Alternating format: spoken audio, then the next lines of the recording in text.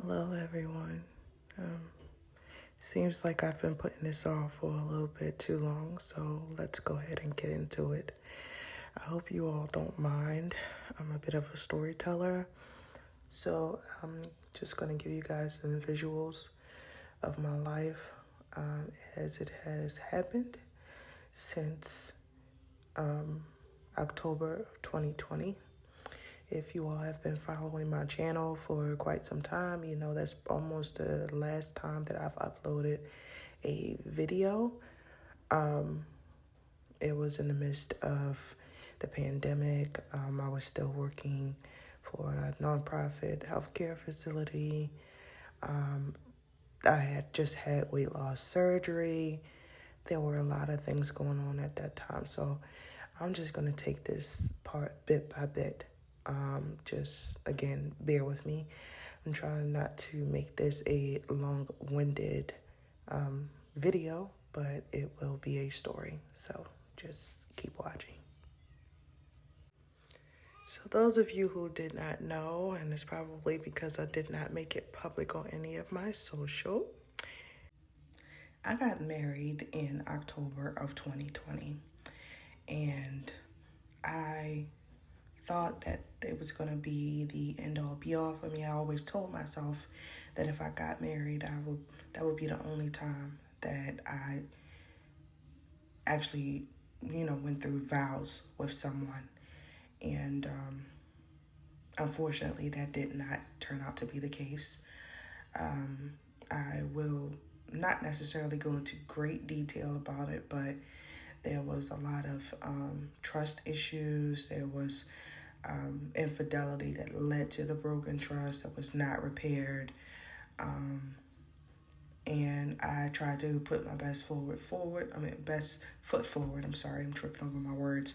I tried to put my best foot forward because I decided to marry this man. And although we may not have been entirely on the same page, unbeknownst to myself, I did take a vow, and I was very serious when I took those vows. So I said, okay, let's just wait it out. Let's see if things will change. Let's see if I will get that love back that I was feeling and experiencing. And then I got to a point where I wasn't too sure where the marriage was going, if I'm being honest. Then he and I had a discussion. We said we were going to try to work on our marriage. And we started our trying to conceive journey, which you guys did see some of those videos of me going to the fertility clinic, constantly getting scans of my ovaries, seeing if I had any mature follicles, getting a bunch of blood testing. I had some stress-induced hypertension that has not gone away, essentially, since then. And eventually, I did get pregnant during my first try of Femara, and I miscarried that baby. Unfortunately, it was a very traumatic time for me. I ended up calling out of work and everything. It was just very, very hard. Now, I've had miscarriages in the past before, but that one hit harder because I was able to actually see my baby on the ultrasound machine, and I did hear a faint heartbeat before it actually stopped. Again, I was going to the fertility clinic every week, several times a week, taking medicine, taking suppositories. And eventually, after a short time after that miscarriage, maybe like 2 months went by, and we decided to go ahead and try again and restart our treatments. And we were successful in conceiving my baby boy, Bakari. And he was born in May of 2022. So here we are. I guess I just went through 2 years in about 4 minutes. Whoa, look at that. My boy, the pregnancy was super hard. I couldn't hardly eat anything, especially meat. I lost about 30 pounds while I was pregnant. And then after I had the baby, I lost another 20 pounds. And a lot of that was due to the fact that I had not too long been post-op from my VSG. And my stomach had not been stretched out at all. And we'll touch base on that later. And then, things with our marriage just got really, really hard. It became more strenuous, and I was not only going through postpartum depression, I felt like my partner was not understanding that. And later on in our marriage, I found out that he was not understanding of that. But I just tried to be present for my baby. And then a big old whammy. I thought I was saving my marriage by trying to be more intimate with him and just finding out where we lacked. And even though it wasn't what I wanted, I still tried to give him the things that he wanted. And I'm sure a lot of people can relate to that, especially women, when they are in marriages that they have prayed for, that they've yearned for, that they've wanted. They wanted to be that representation, that idea of the perfect marriage is what a lot of women look for or aspire to have. And because I came from a broken home, me wanting to be in a happy, loving marriage with healthy children, that's something that I wanted. And I wanted it really bad. And I felt like it was something that was constantly being missed by me, because I have a sister who was constantly in relationships, long-term relationships, having a bunch of children. And I just kept asking myself, why not me? Why can't I have that? And I realized that it wasn't meant for me to have at that time. So in the midst of me trying to repair my marriage, I ended up pregnant again with my daughter when my son was just a few months old. He was probably 7 or 8 months old when I found out I was pregnant with my daughter. And she was completely unexpected, specifically because the fertility clinic told us that we would not be able to conceive on our own for many reasons. I guess the shape of my uterus, the fact that I wasn't releasing any mature eggs, the quickness of sperm cells, all of those things, all of those factors played a role in what they said was dual factor infertility on both sides.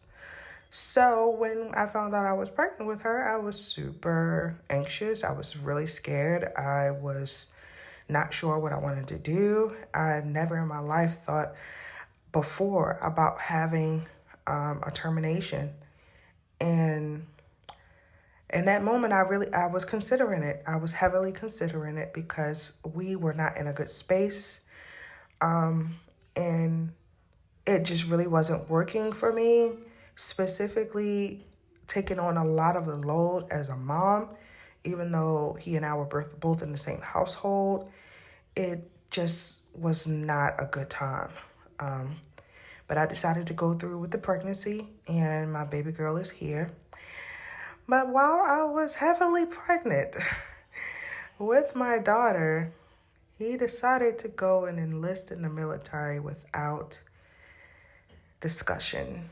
And I essentially had to deal with the repercussions of that because, so I had 2 jobs at the time, even though I was in school and I had my baby boy already. I was in school at the time.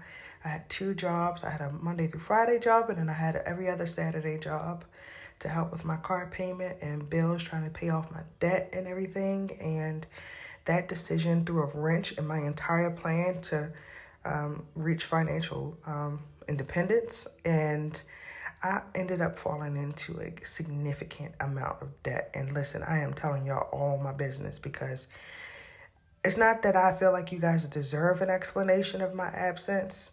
Not saying that you do not, but it is my life, and these are real things that are happening in real time. And I can't just come and pick up a camera or pick up my phone and start recording and say, oh, I gotta upload this to YouTube. I can't do that. I'm not going to do that. And even now, I'm not going to do that. But needless to say, I felt myself alone, pregnant, constantly having preterm labor admissions to labor and delivery with my daughter. And she wasn't growing properly because I was neglecting myself. I was gaining weight, and it just was super hard. And I started to feel like I was pushing my son to the side, even though I wasn't. I was taking care of him every day, making sure that he was fed and going to daycare and interacting with him, playing with him, recording the moments and everything. But something was missing. And the missing part was the fact that I didn't have the support that I needed for myself. And you guys are probably asking, okay, does she have family? Yes, I have family. I have family, but nobody was present for me as much as they should have been at that time. And so because I was in significant financial debt and my children were very, very young, I made the decision to go ahead and move to Washington State with my husband and try to make it work for the children, or at least try to be in the same household with him for a while. And it was the entitlement for me. In so many words, I could not continue to be like the default parent. I couldn't continue to bear that load. I was experiencing mom guilt all the time. Even now I experience that. But at least now that I've moved back to Maryland, I have a little bit more time for myself while they are at daycare.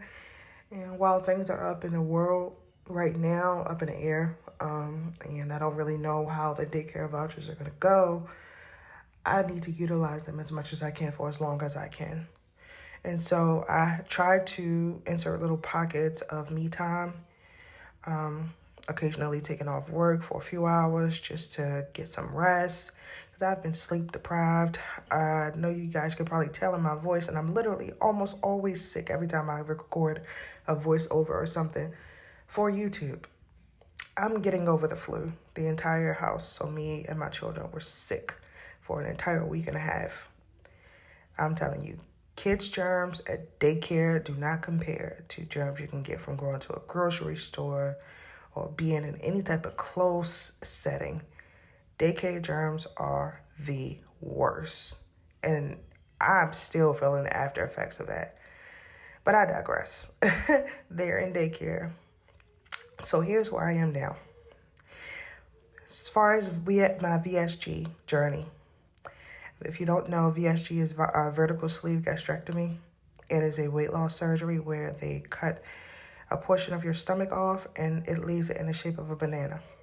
Full transparency, my stomach has been stretched out a little, but not as much. I still can't even eat a fraction of the food that I was able to eat before.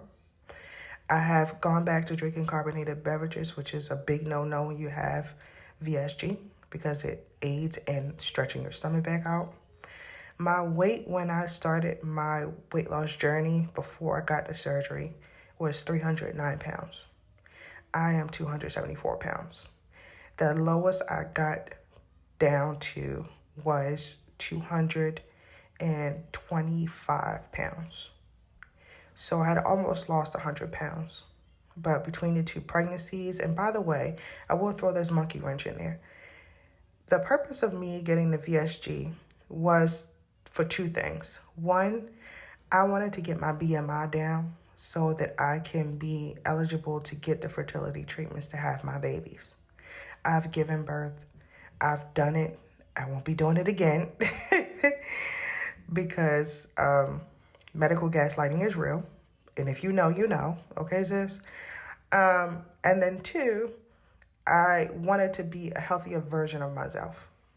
I've accomplished one of those two things and maintained it. And that is giving birth to my children.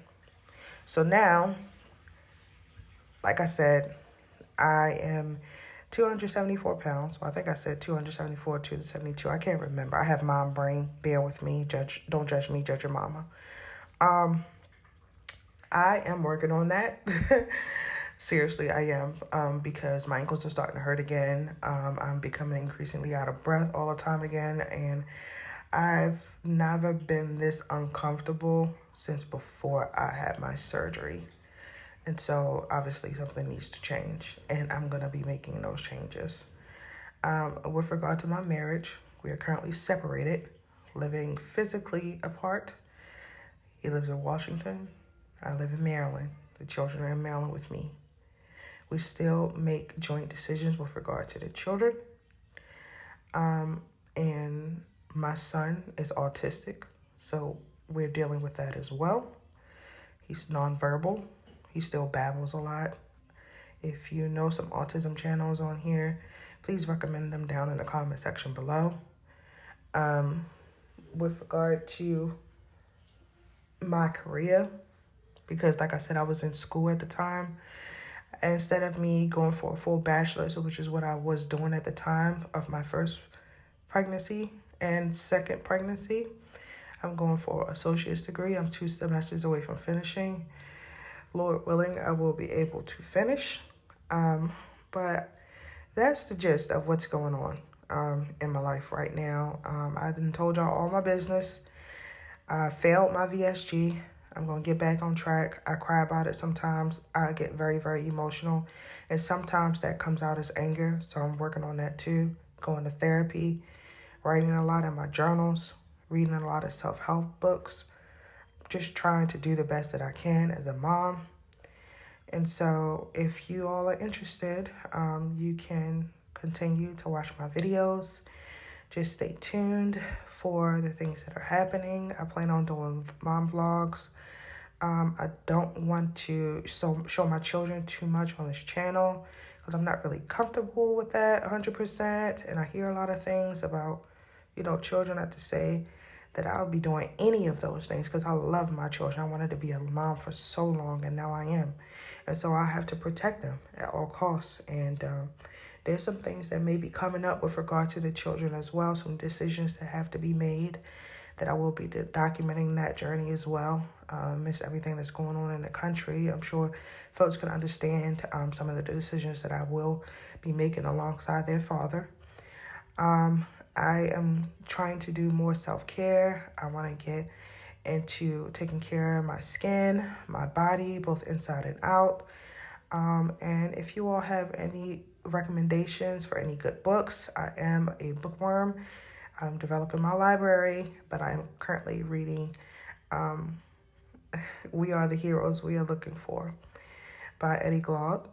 So if you know that book and you're interested in discussing that further, surely, leave a comment down below. I'll put a picture here so that you know what book I'm talking about.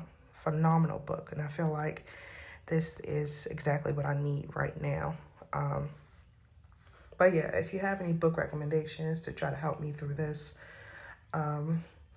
sometimes I get very, very lonely. And again, I've mentioned in my videos before, I have body dysmorphia. So dealing with all of those things and life, I just ask everybody be patient with me. And now that y'all know all my business, subscribe.